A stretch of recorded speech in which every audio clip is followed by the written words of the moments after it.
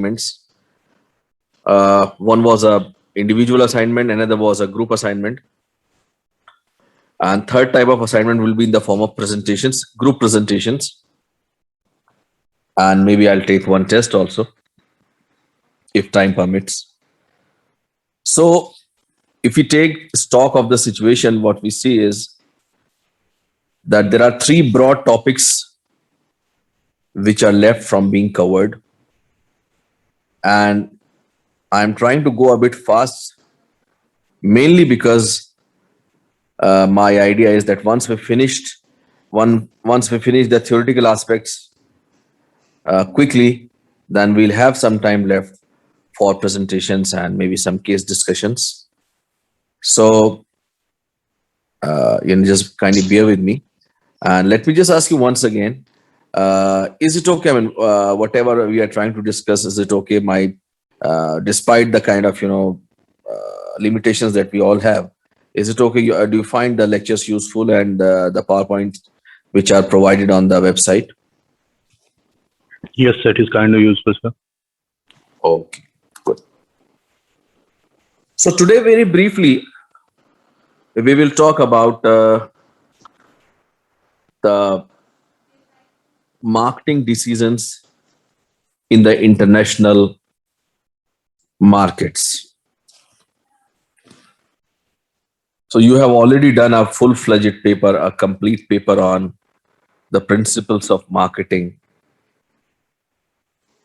And at the beginning of this discussion, we did talk a bit about marketing, its theories and its different concepts or orientations. Now let me ask you, how does marketing the different decisions that you are taking in the international markets, in what way they need to be kind of you need to have some kind of changes in them, in what ways they get affected by the international markets? Yes.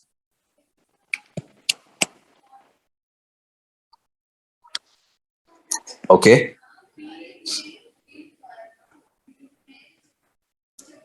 Can you elaborate? Can you give some example?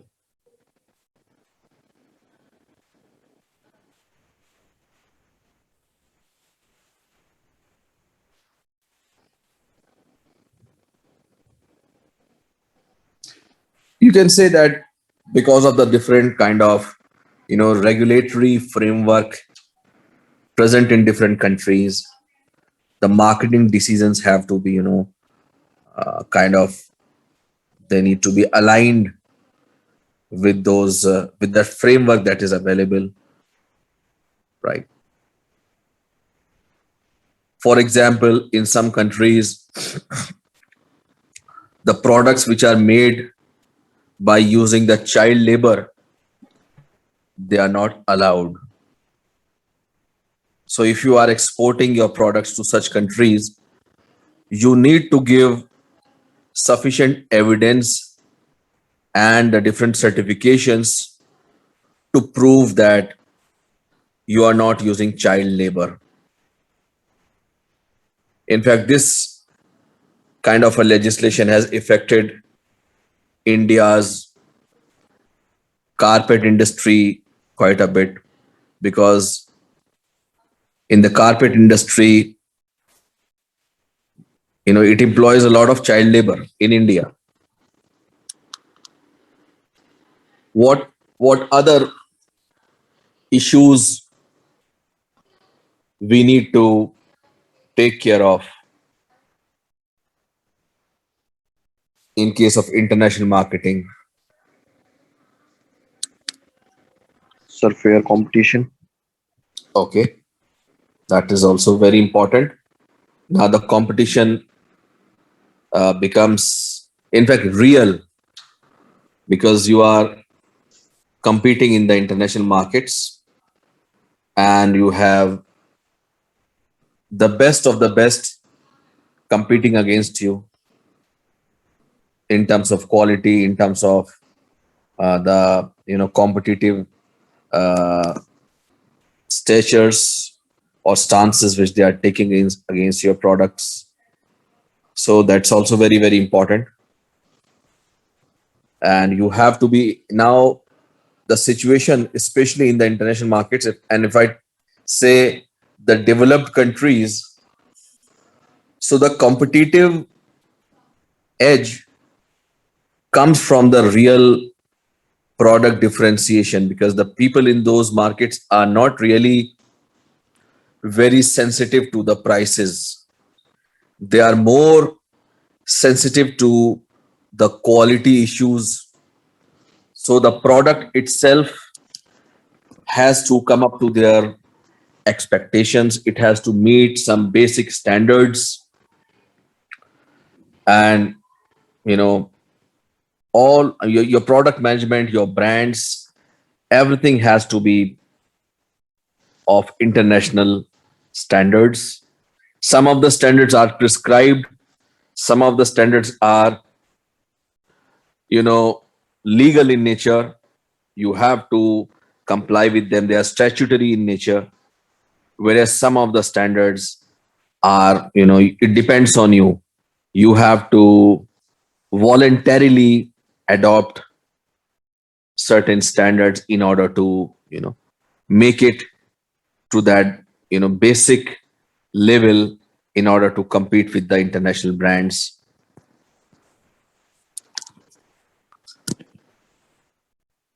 What other things? The communication medium, sir, that we are choosing, like, sir, for example, if a country is having very much internet presence, so we can use that. But if a country is lacking in that, so we need to use a traditional method Very, as well as very, brand, yes, sir. very important point. The choice of media, the choice of media is important depending upon the media infrastructure or the media availability of the country or the region where you are trying to market your products and services. So that's very, very important. What other things are there? So political and cultural setting of the country. Very, very important point. In fact, one of the most important points, the political and cultural aspects. In fact, culture plays a very, very important role, especially when we are trying to come up with different types of products and services. So, culture plays a very important role in deciding about the product itself, the kind of communication that is to be, your advertising, what kind of messages you can use, what kind of, uh, a story you can tell through your advertising, what is allowed, what is not allowed. So, the influence of religion. In fact, religion is a very important aspect in the life of most of the people, and it is something very private, and but it influences our, product choices when we are, when we are making a choice, when we are, trying to buy a product or a service. So, say for example, if I talk about McDonald's, so perhaps India is the only country where McDonald's is more sensitive to the two religions, the Hinduism and Islam. It does not serve the pork burger, neither it serves the beef burger, right? Perhaps it's a very, very unique example, and it has separate kitchen for vegetarian cuisine and for the non-vegetarian cuisine or the burgers which it is trying to serve, mainly because it tries to respect the religious sentiments of the two communities. So religion is important. In the same way, let me give you a very interesting example. Sometimes, if we, kind of overplay with the idea of religion, then it may backfire also. But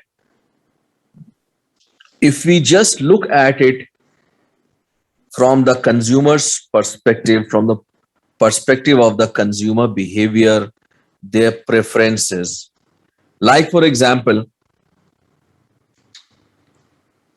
suppose you are traveling to another country, right? You're using the aeroplane, and while booking your tickets, you mention your choice for vegetarian food. So it is a matter of expressing your choice, because you can choose between vegetarian food as and the non-vegetarian food on the airline. Now, similarly, some people may express their desire for, they can make a choice between alcoholic and non-alcoholic drinks. That is also a matter of choice. In similar ways, sometimes people who are choosing the non-vegetarian food, but they express their desire or they express their choice that the food should be halal, it should not contain pork, and the slaughter of the animal should be done using the Islamic principles. So that is also a matter of choice. So in a way, what we find that in the international markets, the choice set expands when you are catering to the international clientele, when you are catering to the international customers. So you must understand what works and what does not work.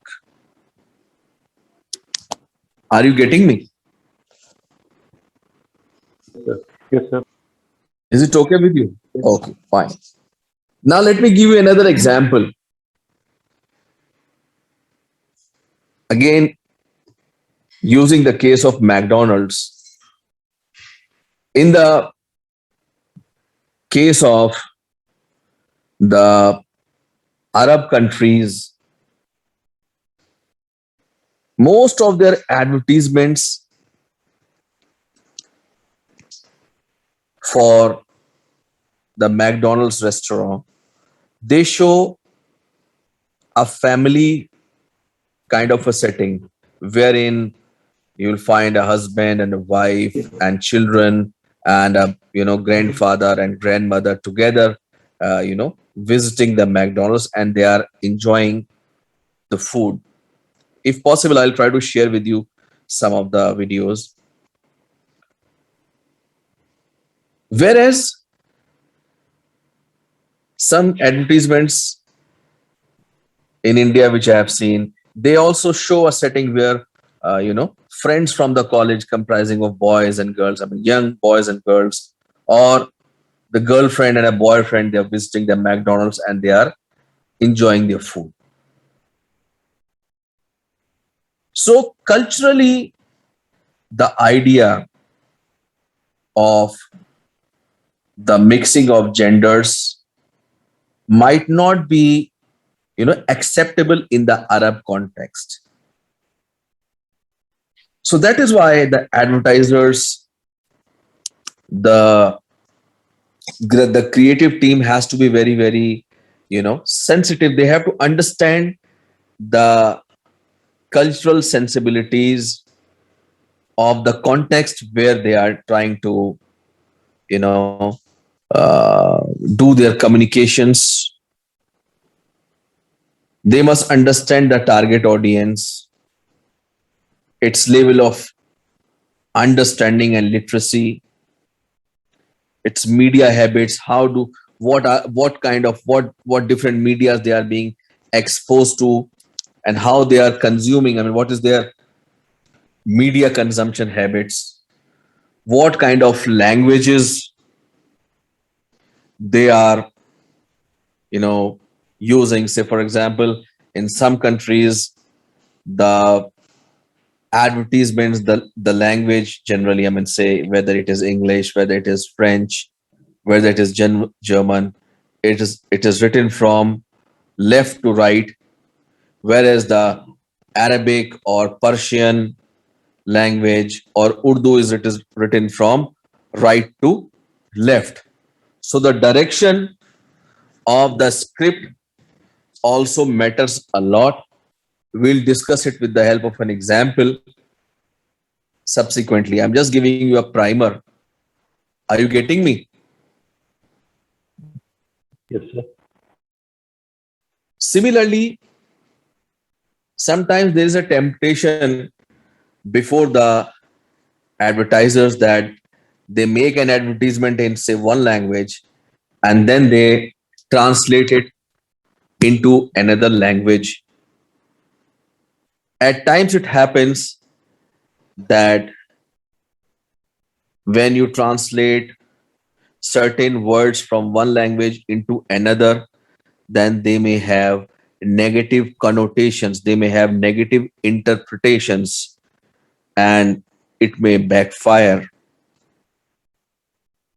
So the idea is, what I am trying to communicate to you is that in the international marketing decisions, the marketers have to be all the more, meticulous in their market research. They must understand the language, the culture, types of, say, uh, what are the different types of media which is acceptable, or which is more uh, agreeable to the consumers. The colors, if you remember, sometimes back I gave you an example of the color perceptions of consumers. In some countries, if you remember, in most of the European countries and even in the Arab countries, the color of the dress of the bride is white. She wears a white gown. Whereas if you talk about the Indian subcontinent, whether it is India or Pakistan, you will find that the bride generally wears the red color, a vibrant red color, right? So there is a difference. In some countries, black is considered to be a color of, sadness or mourning, whereas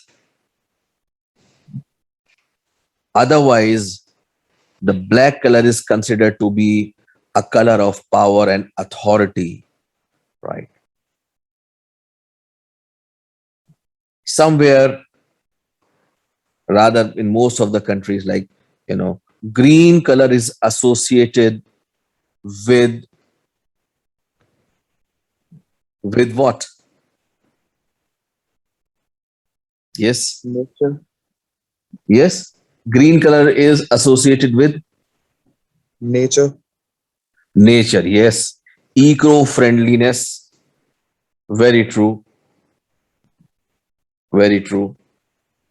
Sometimes it is also associated with the feeling of, envy, being envious of others. That is also there. Often it is used that green with, he turned green with envy, like that.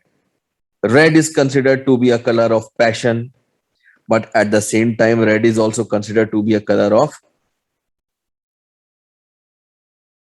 Anger, yes, yes, anger. anger, danger, to be more precise, yes, danger, right?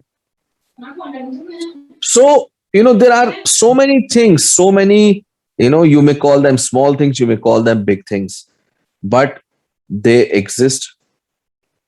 And wherever you are operating, you need to understand the nature of your products, the brand names. Say, for example, uh,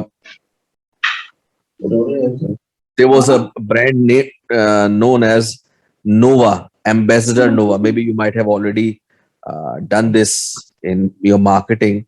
So when it got translated into Spanish, so the word Nova means it does not go.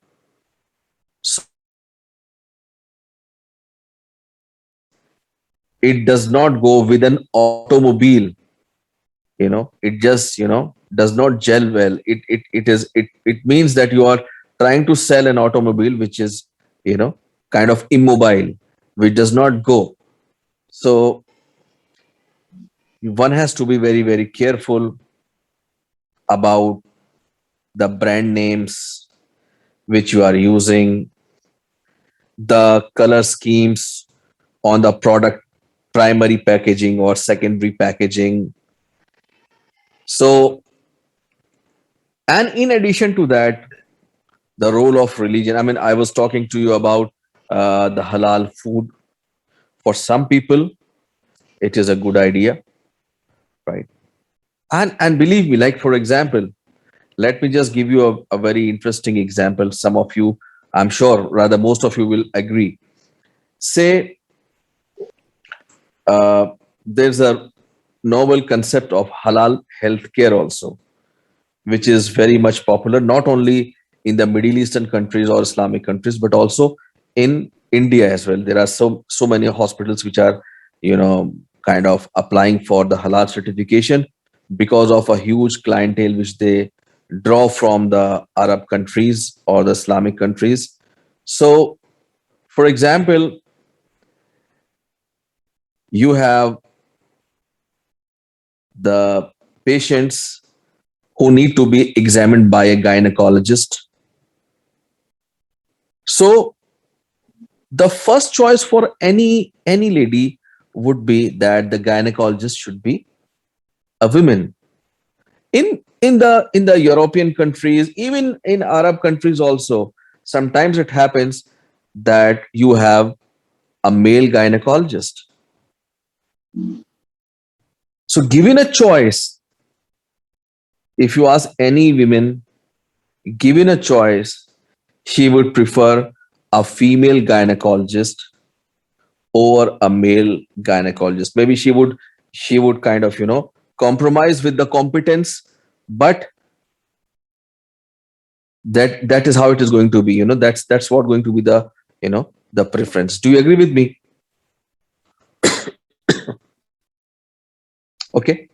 Similarly, even for the male patients, they also prefer if that they should be attended by the male medical staff, especially when people are hospitalized and they are very weak even to move from their bed for the basic routine activities, and you are confined to your bed. So for most of the things like say cleaning up and changing of clothes and all, you need to have a male attendant. So it's basically, halal healthcare is about such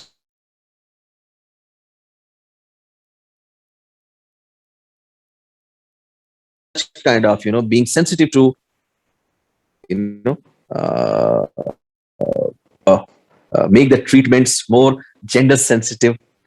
Plus, if you are arranging for, say, halal food, if you are arranging for, say, some of the, basic amenities, like, say, a space for prayer. Generally, what I have noticed over the years, during my visits, whether to Apollo Hospital in India, whether to Fortis or Artemis, and even the Max Healthcare, I have seen that there is a common neutral place for, prayers. So anybody, people of all religions can go there, sit there for some time, pray for their patients. So that's how the ideas develop. And so that is also, that's the kind of a concept halal healthcare is all about. Similarly, there's a concept of, say, halal tourism, which is almost on the similar patterns, arranging for, the prayer space, allowing for halal food, and kind of more respect and privacy for the families. Maybe sometimes different timings for the swimming pools for the males and females, or segregated beaches for the families, like that. So these are some of the segments, however small they may be, but they are very, very profitable segments, which have emerged or which have grown over a period of time. And that's why many countries are trying to, cater to such markets, in order to, you know capitalize upon the opportunity which is before them. So international marketing will try to, you know discuss the different decisions, whether it is about products, whether it is about communication. Logistics is something that will be taken care of when we talk about the operations management aspect. And pricing is important. We'll try to take care of it, maybe in under the international marketing itself, or we will try to discuss it when we talk about the international financial management. So there are mainly two options. Before we wind up, I'll just discuss with you. There are mainly two options which are uh, available before the marketers. One is to go with an standardized approach, a common uniform approach across the different markets, while the other option is to go for an adaptation, making some minor or major changes in your products and services as per the requirements of the different markets which are available. A very interesting case study, I'll try to forward it to you, you can download it. It is written by a very renowned professor from the Indian Institute of Foreign Trade, Professor Rakesh Mohan Joshi, and that is about the Barbie doll. That what kind of cultural resistance Barbie received in the Middle Eastern countries, and what are the different types of